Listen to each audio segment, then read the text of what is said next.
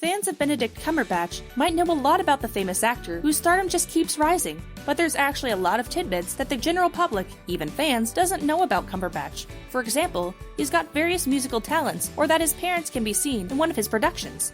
There's so much more about this English actor to know. He's not just another pretty face on the screen, that's for sure. Check out the details of these and other facts in this list of 10 things you might not know about Benedict Cumberbatch.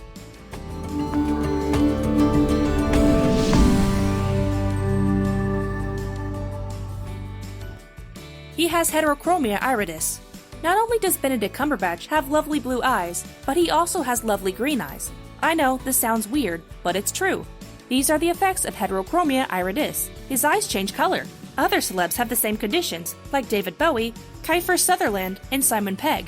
David Bowie's heterochromia iridis makes his eyes appear different colors at the same time, while Benedict's eyes always match, but his heterochromia iridis, which results in a varying combination of blue, green, and gold in his irises, makes them sometimes appear blue and sometimes appear green, depending on the lighting.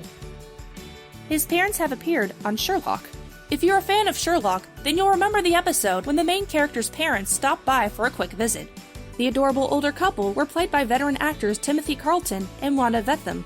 It might be interesting to note that Timothy's full name is Timothy Carlton Congdon Cumberbatch. That's right, Sherlock's dad was played by Benedict Cumberbatch's real-life dad, and, to make it even cuter, Sherlock's mom was played by Benedict Cumberbatch's real-life mom. The proud son was apparently thrilled to have them on board, but also said the experience was nothing short of nerve-wracking.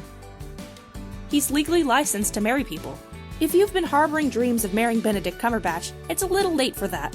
However, he is fully licensed to officiate weddings. The Sherlock star even took on the big role to marry his friends Seth Cummings and Rob Reiner when they got hitched during their Ibiza wedding. He's a talented visual artist. Acting isn't Cumberbatch's only creative talent. Before he hit superstardom, the man who would become Khan attended the Harrow School on an art scholarship. His specialty is apparently long oil painting, and nowadays, he's been known to donate self-portrait for charity auctions. Going once, twice, sold to the adoring fans of the altruistic actor. Seriously, he could create an abstract self-portrait pasted together with dried pasta and garbage bin scraps, and fans would surely snap it up. In his first acting role, he pushed the Virgin Mary off the stage. Before Benedict Cumberbatch was Sherlock or Khan or any other of his successful Hollywood roles, he played Joseph in his school's nativity play.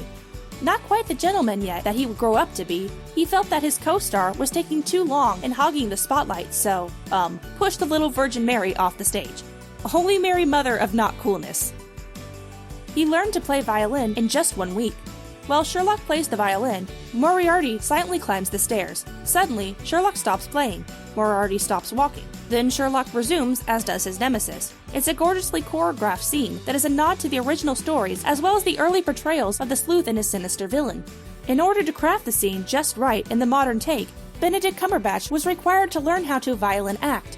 Eos Charter, a member of the classic music group Bond, took up the task, and with just 1 week allotted to them, he and Benedict had Sherlock playing the strings as if he'd been doing it for years. Eos even felt that Cumberbatch could make some fine music if he kept it up, saying, "Benedict had a week and made a surprisingly good sound. I have no doubt he would be a good violinist if he had the inclination." He's a gentleman drunk. When Sherlock and his best buddies head out on the town for a bachelor party of 2, the pair get wildly sloppy drunk. It's almost too hilarious to take. Each remains true to their character, just, amplified and stupid. In real life, Benedict is apparently not much different. According to Ed Sheeran, who spent a night drinking with a BBC star, Cumberbatch is just as much of a gentleman when he's completely and utterly drunk as he is when he's sober and full of sense. It's nice to know that Benedict doesn't turn into a bumbling bro-like buffoon when he's had a few brews.